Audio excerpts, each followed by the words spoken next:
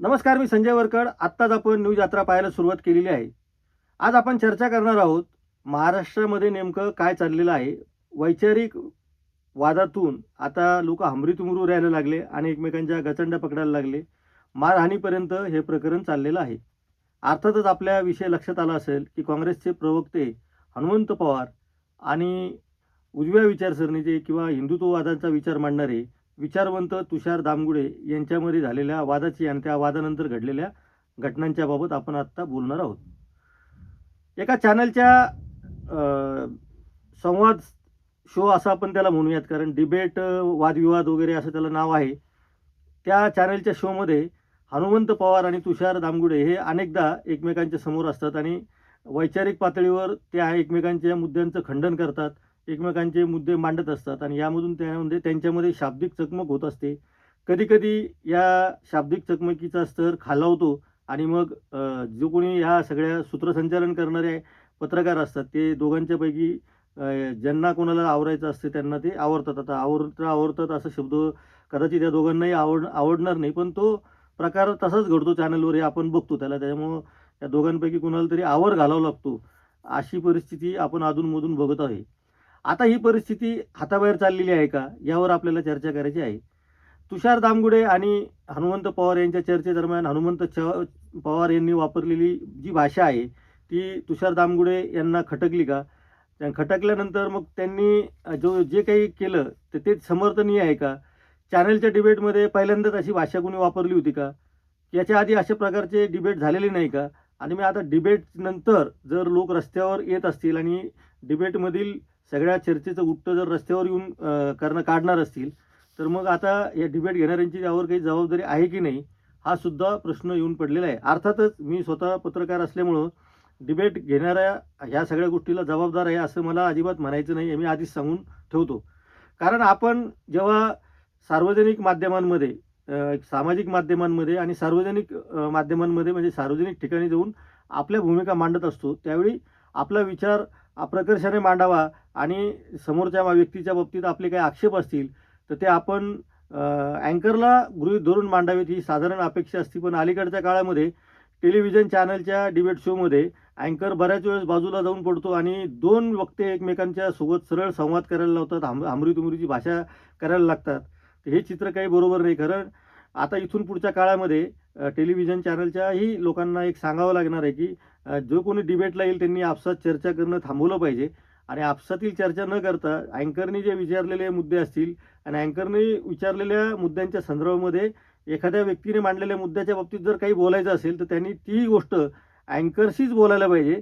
अनेक जण हा नियम पाळतात, पण अनेकदा असं होतं की काही वेळा दोन पाहुणे एकमेकांसोबत खूप भांडायला लागतात आणि मग वैचारिक पातळीवर बोलवण्यात आलेली ही चर्चा त्यांच्या वैयक्तिक पातळीवरचं भांडण म्हणून पुढे येते आणि तुषार दामगुडे आणि हनुमंत पवारांच्या बाबतीमध्ये नेमकं हेच घडलेलं आहे.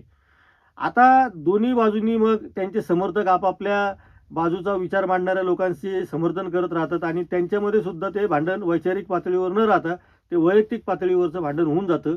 हा या सगळ्या गोष्टींचा सारांश आहे. इथून पुढच्या काळामध्ये काँग्रेसच्या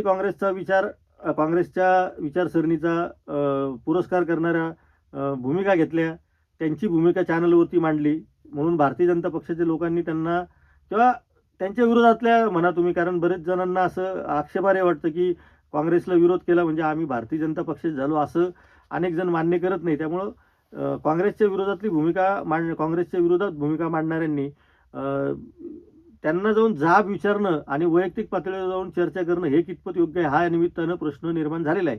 हीच गोष्ट उद्या काँग्रेसच्या बाबतीतही लागू होते की भारतीय जनता पक्षाच्या बाजूने म्हणा किंवा काँग्रेसच्या विरुद्ध एखादा विचार मांडला गेला तर त्याला तुम्ही पर्सनली जाऊन एखाद्या ठिकाणी जाऊन भेटून जाब विचारण्याचा अधिकार तुम्हाला कोणी दिला, हा या सगळ्या चर्चेचा माझा महत्त्वाचा मुद्दा आहे.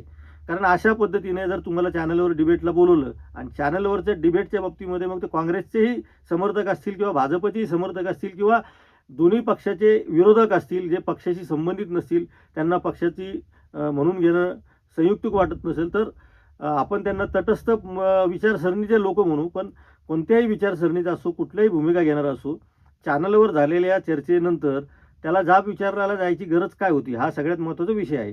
त्यामुळं आपण जाब विचारायला जाणं हे सर्वस्वी चुकीचं आहे. उद्या काँग्रेसचेही लोक अशा पद्धतीने गेले तर तेही आपल्याला तसंच पद्धतीनं ते चुकीचं आहे असंच सांगावं लागेल.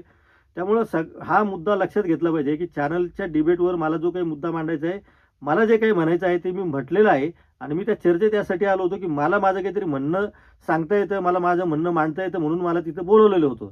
त्यामुळं सर्वस्वी आपण जेव्हा चॅनलवर जातो त्यावेळेस आपण आपली भूमिका घेऊन जातो, आपलं म्हणणं म्हणून जातो. काही वेळा असंही होतं की आपल्याला एखाद्या पक्षाच्या बाबतीमध्ये समर्थनीय बोलायचं नसतं, परंतु बऱ्याच वेळेस ते त्यांना सोयीचं होऊन जातं आणि लोकांना गैरसमज होऊन जातो की हा या पक्षाच्या बाजूनं बोलतो आहे का? असं अनेकदा होतं. आमच्यासारख्या लोकांना तर बऱ्याच वेळेस होतं की काँग्रेसला सोयीचं वाटतं म्हणून आम्हाला काँग्रेसचा डब्बा किंवा काँग्रेसचं शिक्का लागण्याची शक्यता असते. भारतीय जनता पक्षाच्या बाबतीतही तेच आहे की काही जण अजूनही असं म्हणतात की आम्ही हिंदुत्ववादी विचारसरणीचे आहोत, पण आम्ही भाजपचे कार्यकर्ते नाही आहेत. त्यामुळं अशाही लोकांना जसं मला अधिकार आहे तसं त्यांनाही तो म्हणण्याचा पूर्णपणे अधिकार आहे की आम्ही हिंदुत्ववादी विचारसरणीचे आहोत, पण आम्ही भारतीय जनता पक्षाचे समर्थक नाही. ही म्हणजे खूप चांगली गोष्ट आहे आणि भारतीय जनता पक्षालाही हे कळायला पाहिजे की जगात असेही लोक आहेत की जे हिंदुत्ववादी आहेत पण भाजपचे समर्थक नाही आहेत आणि भाजपला ते समर्थन जाहीरपणे द्यायला त्यांना संकोच वाटतो. म्हणजे दुसराही शब्द आपण वापरू शकतो, पण संकोच वाटतो याच्यामध्ये सगळ्याच गोष्टी आलेल्या आहेत.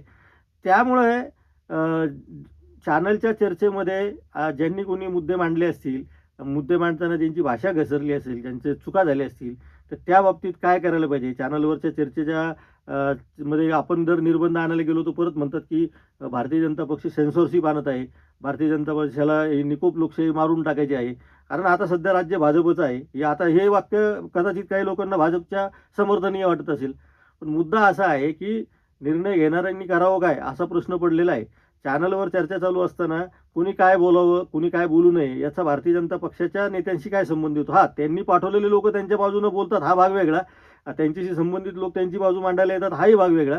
तसेच काँग्रेस पक्षाशी संबंधित लोक त्यांचीच बाजू मांडत असतात. या पुढच्या काळामध्ये तुषार दामगुडेमध्ये आणि हनुमंत पवारांमध्ये जो वाद निर्माण झालेला आहे आणि त्या वादामधून जो वैचारिक संघर्ष आहे तो वैयक्तिक पातळीवर जात आहे आणि यामध्ये मग ते रिव्हॉल्वर त्यांनी कमरेला लावलेलं होतं, रिव्हॉल्वर काढलं असतं तर काय झालं असतं, अशा पद्धतीची सुद्धा चर्चा सुरू झालेली आहे. आणि तुषार दामगुडे यांनी ते ज्या पद्धतीने समर्थन केलेलं आहे या सगळ्या घटनेचं ते फारसं समर्थनीय नाही आहे. कारण तुम्हाला वैचारिक वाद करायचा तर तुम्ही चॅनलला रिक्वेस्ट करू शकता की यांनी जी भाषा वापरलेली आहे ती भाषा मला मान्य नाही, तुम्ही त्यांना समज द्या. हा एक त्यांना तुषार दामगुडेंना मार्ग होता. ते चॅनलवरती आपण असं म्हणू शकत नाही की जसंच तसं उत्तर द्यावं. पण मग हे जे उत्तर त्यांनी दिलेलं आहे त्याचे पुढचं पाऊल त्यांनी टाकलं. त्यापेक्षा ते चॅनलवरच जर बोलले असते तुषार दामगुडे हनुमंत पवारांच्या बाबतीत की तुम्ही जी भाषा वापरत आहेत ती भाषा मलाही वापरता आली असती, मी ती भाषा वापरणार आहे. मग बाहेर येऊन तुम्ही त्यांची गचांड्या धरायच्या आणि पुन्हा असं सांगायचं की त्यांनी जी चॅनलवर शिवीगाळ केलेली आहे ती समर्थनीय आहे का? तिचं समर्थन तर होऊच शकत नाही ना.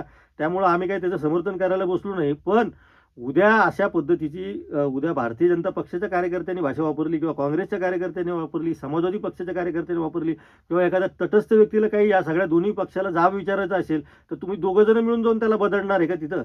हा आमचा विषय आहे की त्यामुळं जी चूक झालेली ती मान्य व्हायला पाहिजे आणि अशा पद्धतीच्या कार्यकर्त्यांवरती कायद्यानुसार जी काही तरतूद आहे त्यानुसार तक्रार कराव्या. म्हणजे राज्य भाजपचं आहे किंवा राज्य याच्या आधी काँग्रेसचं होतं, काही वर्षानंतर आणखी कोणाचं राज्य असेल. म्हणून आपण जी घटना घडलेली आहे तिला आपल्या बाजूने बोलणारा माणूस आहे म्हणून त्याला वाचवण्याचा प्रयत्न केला जातो आहे, हे जास्त वाईट आहे. त्यामुळं तुषार दामगुडेंनी केलेली घटना ही तितकीशी समर्थनीय नाही आहे, अजिबात समर्थनीय नाही आहे. या पुढच्या काळामध्ये तुषार दामगुडे किंवा हनुमंत पवार असतील किंवा आणखीन हे नावं बदलले जातील कदाचित. उद्या आणखीन या दोघांच्या जागेवर आणखीन 2 वेगळी नावं येतील. पण चॅनलच्या चर्चेनंतर जर रस्त्यावर जाऊन लोक एकमेकांच्या गचांड्या पकडणार असतील आणि त्याच्यातून आज फक्त म्हणजे काय त्याला म्हणतात झटापट झाली असं काही जणांचं म्हणणं आहे. उद्या या झटापटीतून प्राणघातक हल्ला होऊ शकतो, एखाद्याचा जीव जाऊ शकतो. मग तो जीव घेणारा कोणत्याही पक्षाचा असू शकतो किंवा जीव जाणारा कोणत्याही पक्षाचा असू शकतो. तर हे आपण लक्षात घेतलं पाहिजे की आपण कोणत्या मार्गाने जातो आहे. आपल्याला जर वैचारिक पातळीवर चर्चा करण्याची आपली कुवत असेल तर आपण वैचारिक पातळीवर चर्चा करा.